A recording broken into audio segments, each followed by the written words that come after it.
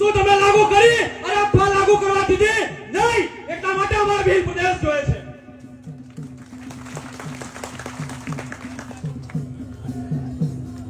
Dam બનાવવાના ગુજરાતની આદિવાસીઓની ધરતી પર અમારા લોકોને વિસ્થાપિત કર્યા. ના જમીન આપી, ના શિક્ષણ આપ્યું, ના રોજગારી આપી, ના કોઈ સ્વાસ્થ્યની સુવિધા આપી, અને અમારી જમીનો લઈ લીધી અને પાણી પહોંચાડ્યું સૌરાષ્ટ્રમાં અને કચ્છમાં. એટલા માટે અમારે ભીલ પ્રદેશ જોઈએ છે. દિલ્હી મુંબઈ ઇકોનોમિકલ કોરિડોર અમારી ધરતી પર કાઢ્યો. પાણીના મોલ પર જમીનો લઈ લીધી. અમદાવાદથી મુંબઈમાં બુલેટ ટ્રેન કાઢી અને એ પાટીદાર પટેલોના વિસ્તારમાં કરોડો રૂપિયા એ જમીનોનું વળતર આપ્યું અને અમારી જમીનો પાણીના મોલ પર લઈ લીધી. એટલા માટે ભીલ પ્રદેશ જો છે.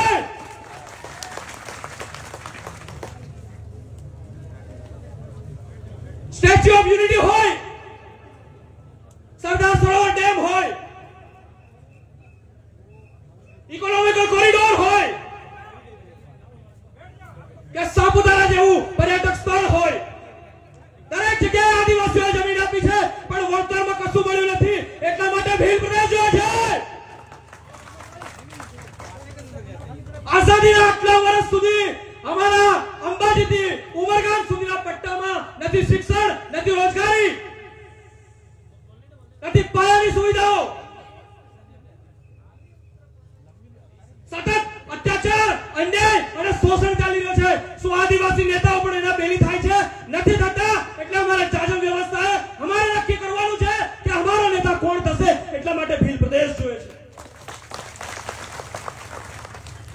શું સુપ્રીમ કોર્ટમાં, હાઈકોર્ટમાં આદિવાસીઓને ન્યાય મળે છે? નથી મળતા. આજે પણ દાખલા ચાલી રહ્યા છે. આદિવાસીઓના નામ પર જમીનો, આરક્ષણ, નોકરીઓ, પેટ્રોલ પંપ, અલગ અલગ સરપંચ અને એમએલએ પણ ડુપ્લિકેટ બની ચૂક્યા છે. આ અમારા જોડે અન્યાય થઈ રહ્યો છે. એટલા માટે ભીલ પ્રદેશ જોઈએ છે.